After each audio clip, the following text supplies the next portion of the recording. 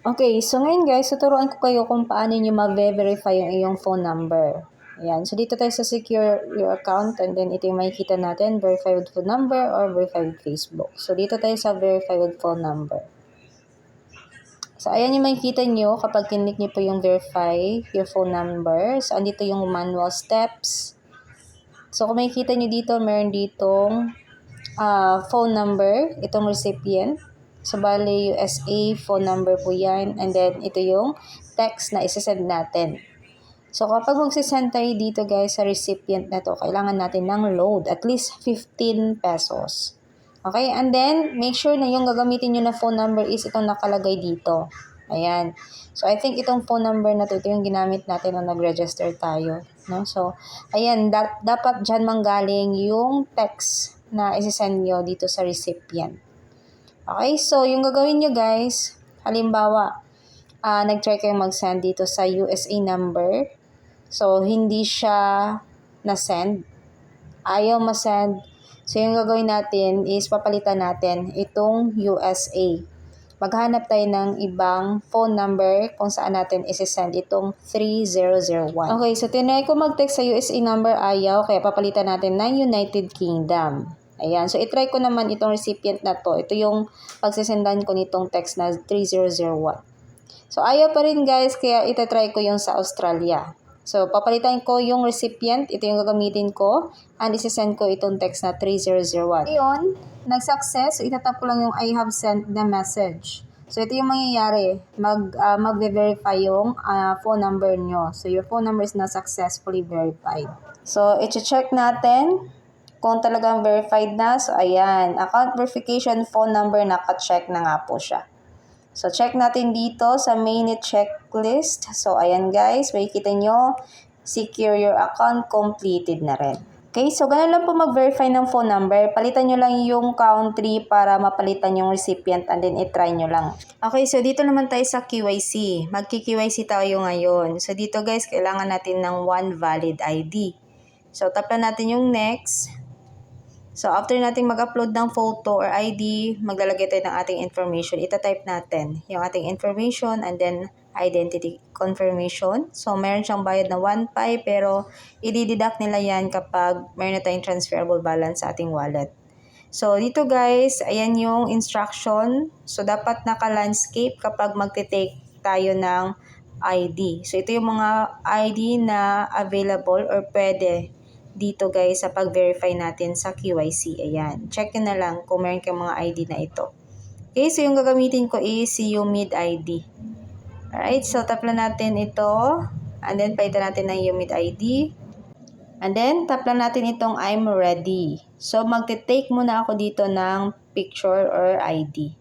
So, after mo mag-take ng ID, so, ilalagay mo dito sa baba yung mga information na hinihingi. Okay, so after that, tap mo lang itong next step and then ito na naman guys yung gagawin natin. Okay, so dito guys kailangan natin ng magandang lighting, no? Tapos dapat klaro po yung mukha natin. So ayan yung tama, yung nasa green. So dapat stable yung camera and then i-follow nyo po yung instruction, yung arrow. Okay, so mayroong arrow naman guys na ituturo kung saan kayo titingin. Sa right side ba, sa left side, upward, downward. So, i-follow nyo lang po yung instruction and then yung arrow. So, madali lang po yun. Okay? So, after that, so, i-verify nyo guys yung information kung tama ba lahat ng mga isasubmit ninyo. So, kung tingin nyo tama guys, so tap mo na yung submit and pay and then take note kapag sinubmit mo na po yan ay hindi na po mai-edit. Okay? Kaya make sure na tama po yung mga information na nilagay ninyo. Okay, so after you mag-submit, ayan, congratulations, your application has been submitted. Okay, so after few minutes guys, so few minutes lang, yung aking QIC application is completed na. And then yung aking step 8, so completed na rin. And then dito sa aking step 9, migrate to mainnet, ito yung nakalagay, congratulations, you have been added to the automatic migration queue. So ibig sabihin, nasa waiting list na ako. So, sa mga nagtatanong kung kailan nyo pwedeng ma-transfer yung iyong transferable balance dito sa Pi Network application, papunta dun sa Pi wallet or Pi browser wallet, hindi natin alam at hindi rin po kayo yung magta-transfer nun kasi automatic po yun na ima-migrate dun sa account natin. Hindi po tayo yung magma-migrate ng ating transferable balance from Pi Network application papunta dun sa Pi browser wallet natin. Okay, hindi tayo yung magta-transfer nun kasi automatic po yan na ita-transfer, ima-migrate doon sa ating Pi wallet. So yung gagawin lang natin is maghintay kung kailan ito mata-transfer.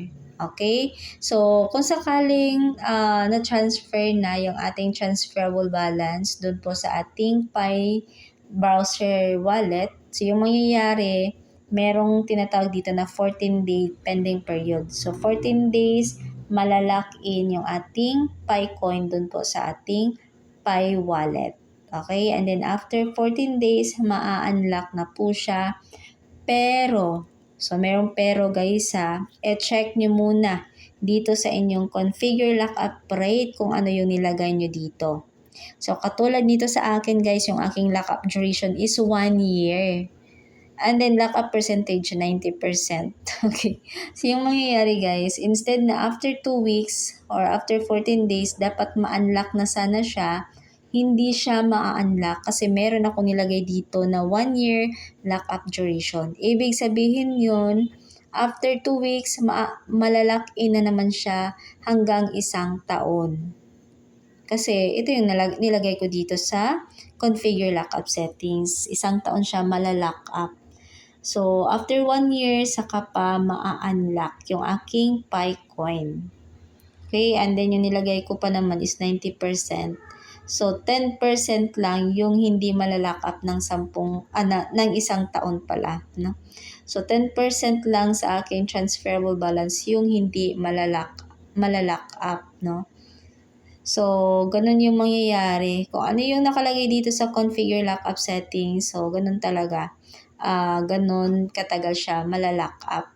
Meron kasing nag-comment last time na after 2 weeks daw, nung pumasok na yung kanyang Pi coin dun sa kanyang Pi wallet, so na-lock up siya ng 2 weeks.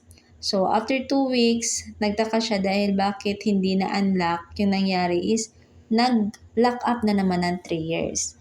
So, siguro, yung nilagay niya dito sa configure lockup settings is 3 years. Kaya 3 taon na lock up yung kanyang Pi coin doon sa kanyang Pi browser wallet.